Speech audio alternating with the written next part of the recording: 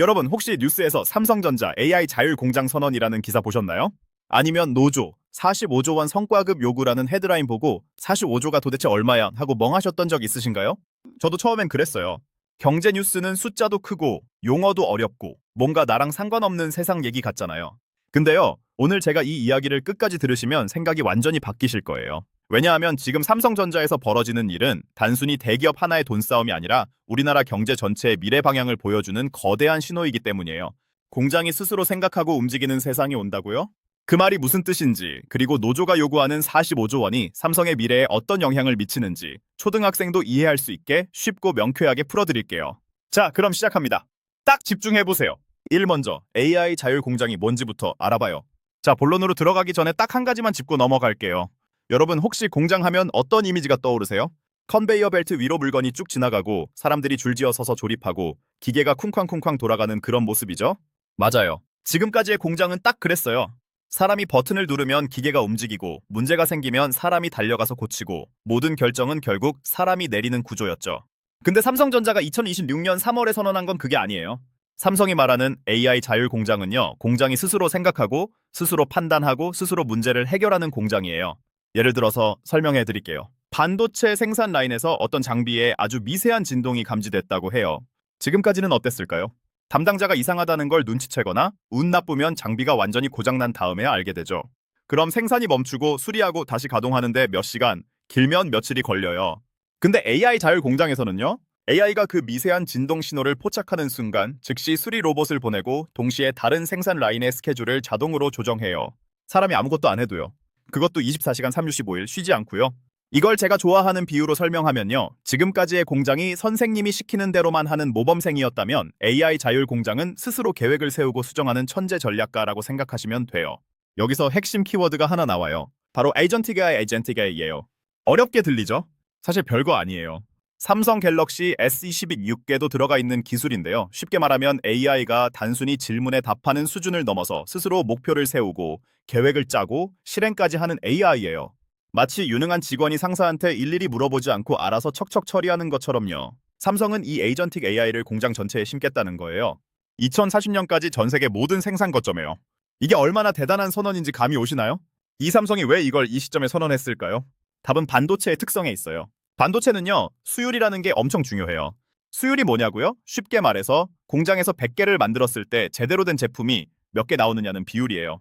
예를 들어 100개 만들어서 95개가 정상품이면 수율 95%인 거죠. 근데 반도체는 이 수율 0.1%가 수조 원의 차이를 만들어요. 정말이에요.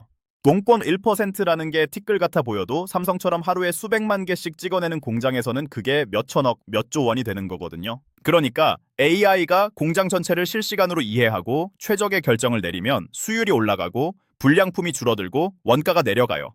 같은 돈을 써도 더 많은 이익이 남는 구조가 되는 거예요. 제가 피자로 비유해 드릴게요. 피자 한 판을 8조각으로 나눠 먹을 때보다 네 조각으로 나눠 먹을 때 내 조각이 훨씬 크잖아요? AI 자율화는 삼성이 가져가는 이익의 조각 크기 자체를 키우는 작업이에요. 더 적은 비용으로 더 많은 이익을 더 안정적으로 만들어내는 구조를 짜는 거예요. 그리고 또 하나, 이건 월가의 투자 전문가들이 특히 주목하는 포인트예요. 삼성이 이제 단순한 제조 회사가 아니라 AI 기반의 운영 소프트웨어 회사로 변신하고 있다는 거예요. 쉽게 말해서 삼성이 만드는 반도체도 중요하지만 그 반도체를 만드는 공장 시스템 자체가 삼성의 새로운 경쟁력이 된다는 거예요. 이건 기업 가치 평가 방식 자체를 바꿀 수 있는 이야기예요. 1980년대 일본에서 배우는 교훈. 근데요, 사실 이런 흐름은 갑자기 나온 게 아니에요. 역사에서 이미 비슷한 장면이 있었어요. 1980년대 일본 이야기를 해볼게요. 당시 일본 제조업은 세계 최강이었어요. 근데 문제가 있었죠. 인건비가 계속 오르고 일할 사람은 점점 줄어들고 노조의 요구는 세지고 있었어요. 지금 우리나라 상황이랑 굉장히 비슷하죠. 그때 도요타를 비롯한 일본 기업들이 선택한 건 뭐였을까요? 바로 공장에 로봇을 깔기 시작한 거예요.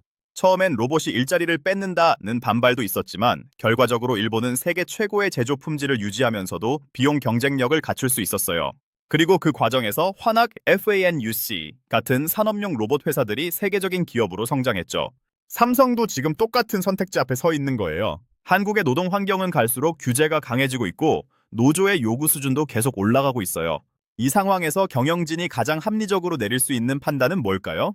바로 24시간 불만 없이, 파업도 없이 완벽하게 작동하는 AI와 로봇으로 공장의 주역을 교체하는 거예요. 실제로 삼성의 2030년 AI 자율 공장 선언은 기술 혁신의 의미도 있지만 동시에 파업 한 번에 전체 공급망이 마비되는 인적 리스크에서 벗어나겠다는 생존 전략이기도 해요. 차갑게 들릴 수 있지만 이게 기업이 살아남는 방식이에요. 445조 원 요구, 이게 얼마나 큰 숫자일까요? 솔직히 저도 처음엔 그냥 엄청 큰 숫자겠지 했어요.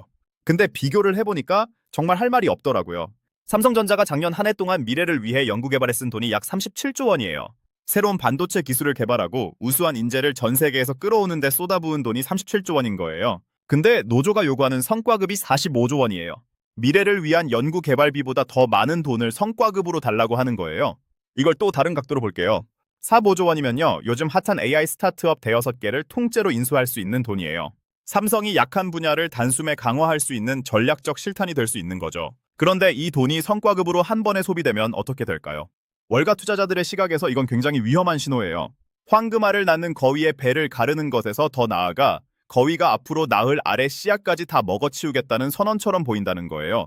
지금 당장 나눠 먹으면 배는 부르겠지만 내일 먹을 것이 없어지는 상황이 될 수 있다는 거죠. 물론 노조 입장도 충분히 이해해요. 회사가 역대급 실적을 냈는데 그 성과를 함께 만든 직원들이 정당한 보상을 원하는 건 너무나 당연한 거잖아요. 이건 노조가 나쁘고 경영진이 옳다는 이야기가 아니에요. 제가 말하고 싶은 건 이 갈등이 삼성의 미래 투자 능력과 직결된다는 거예요. 그리고 그게 결국 우리나라 경제 전체에 영향을 미칠 수 있다는 거예요. 만약 총파업이 일어나면 어떻게 될까요? 5월에 삼성 노조가 예고한 총파업, 이게 실제로 터지면 어떻게 될지 시나리오를 그려볼게요. 반도체는 한 번 생산이 멈추면 다시 시작하는 게 굉장히 복잡하고 오래 걸려요. 반도체 공정은 수백 개의 단계가 정밀하게 맞물려 돌아가거든요. 한 단계가 멈추면 그 앞뒤 단계 전체가 영향을 받아요.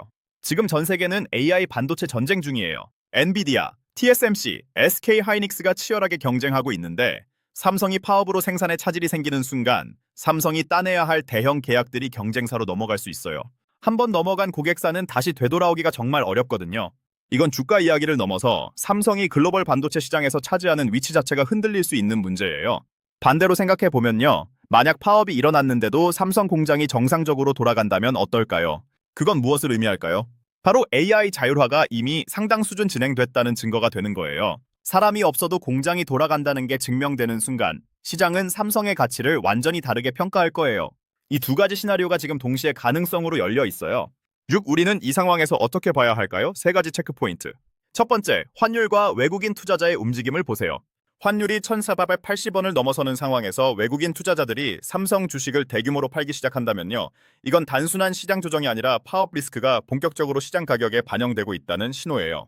이럴 때는 무리하게 들어가는 것보다 리스크 관리를 먼저 생각하는 게 중요해요. 두 번째, 노사 합의 타이밍을 주목하세요. 5월 21일 총파업 예고 전에 삼성 노사가 합의점을 찾는다면요. 그것도 SK 하이닉스처럼 영업이익의 약 10% 수준에서 합의가 된다면 이건 시장 입장에서 굉장히 긍정적인 신호예요. 불확실성이 해소되는 순간 시장은 보통 그걸 좋아하거든요. 세 번째, 2분기 실적을 눈여겨보세요. 파업 여부와 관계없이 2분기 실적이 예상보다 좋게 나온다면 그건 삼성의 AI 자율화가 실제로 효과를 내고 있다는 증거예요. 말로만 하는 게 아니라 숫자로 증명되는 거죠. 이 경우엔 삼성을 바라보는 시장의 시각이 완전히 달라질 수 있어요. 정리하면 단기적인 주가 등락에 흔들리기보다는 이 세 가지 포인트가 어떻게 전개되는지를 차분하게 지켜보는 게 훨씬 현명한 접근 방식이에요. 자, 오늘 이야기 정리해볼게요. 오늘 우리가 살펴본 삼성전자의 이야기는 단순히 대기업이 돈 많이 벌었다, 노조가 성과급 달라고 한다, 이런 수준의 이야기가 아니에요.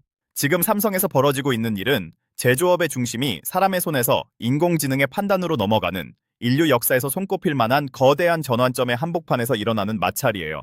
세 가지만 기억해주세요. 첫째, 삼성은 에이전틱 AI를 앞세워 2030년까지 사람 없이도 스스로 돌아가는 공장을 만들겠다는 목표를 향해 지금 이 순간에도 달려가고 있어요.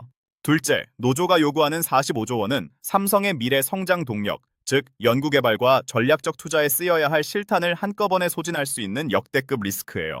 셋째, 5월에 예고된 총파업은 단순한 노사 갈등을 넘어서 AI 반도체 전쟁에서 삼성이 경쟁사에게 소중한 기회를 넘겨줄 수 있는 자충수가 될 수 있어요. 결국 우리가 배워야 할 건 이거예요. 뉴스 헤드라인 하나에 흥분하거나 겁먹는 게 아니라 그 뒤에 숨어있는 거대한 구조적 흐름을 읽는 눈을 키우는 것. 그게 경제를 공부하는 진짜 이유예요. 저울의 눈금이 어디로 기우는지 우리 같이 차분하게 지켜봐요. 오늘 영상이 도움이 되셨다면 좋아요 한 번만 꼭 눌러주세요. 그리고 궁금한 경제 뉴스나 종목 있으면 댓글로 알려주세요. 제가 또 밤새서 뒤지고 팩트체크해서 다음 영상으로 가져올게요. 구독이랑 알림 설정 꼭 해두시고요. 우리 다 같이 경제 공부해서 진짜 부자 됩시다.